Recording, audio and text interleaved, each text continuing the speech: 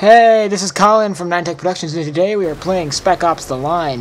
When you start out the game, this is of course the demo, when you start out the game, or demo or whatever, it is this helicopter shooting down sequence, where you're basically knocking helicopters out of the air, and it's sort of cool, but I feel like it's a little clunky and dysfunctional at some times.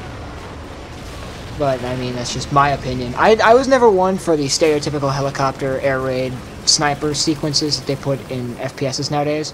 So, I mean, it was very nice. It has some moments that are theatrical in a good way. Usually I don't like people trying to be very theatrical with explosions in video games, but that's just me, like I said again. Like up here, this is pretty cool. Watch this.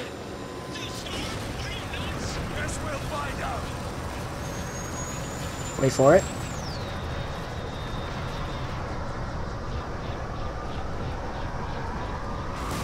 And crane. No, but I feel like this game does try to create this aesthetic, this nice feel, sort of environment-based kind of thing, but it doesn't really tackle that very well. So it drops you onto the ground, and the controls are pretty simple. From looking at the case or the cover or whatever the heck you want to call it, you wouldn't be able to pinpoint what this game is. You would think it was a standard FPS. It is actually a semi-tactical cover-based shooter from a third-person perspective. So obviously the third-person perspective thing is obvious. There is mild humor spread throughout the game. That's enough, Lugo. Just keep it light, boss.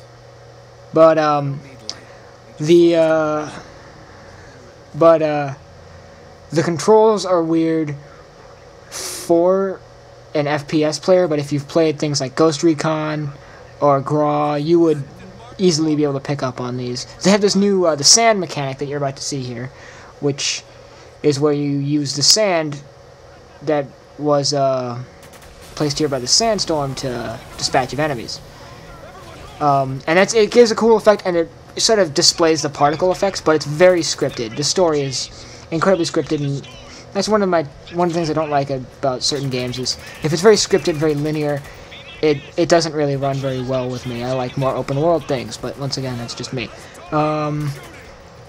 So, weapons-wise, it's standard. I just found this standard assault rifle, and I've been using that, and then I think at the end of this video it runs out of ammo, so I switched to the pistol. I had to do this thing really cool. This doesn't make any sense. Sniper rifle round brings down an entire billboard. I think it must have been like explosive or something, but it still seems a little odd. There are just little firefights like this throughout the game, throughout the demo. I guess I can't really speak for the whole game. I'm speaking about the demo and inferring that it's a good enough example of the full game. But these little firefights that are in between survivors and eventually, spoiler alert, the military, surviving military units. So,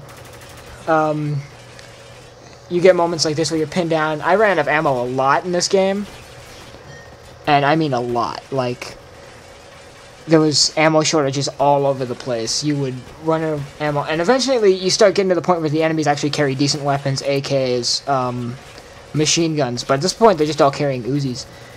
And so I ended up having to use the pistol for a little while here, which has got the coolest crosshair ever, by the way. Okay, so this is almost out of time here, so for 9Tech Productions, this is Spec Ops: The Line. I'm Collin Flakus. This is Game Chasers, and signing off.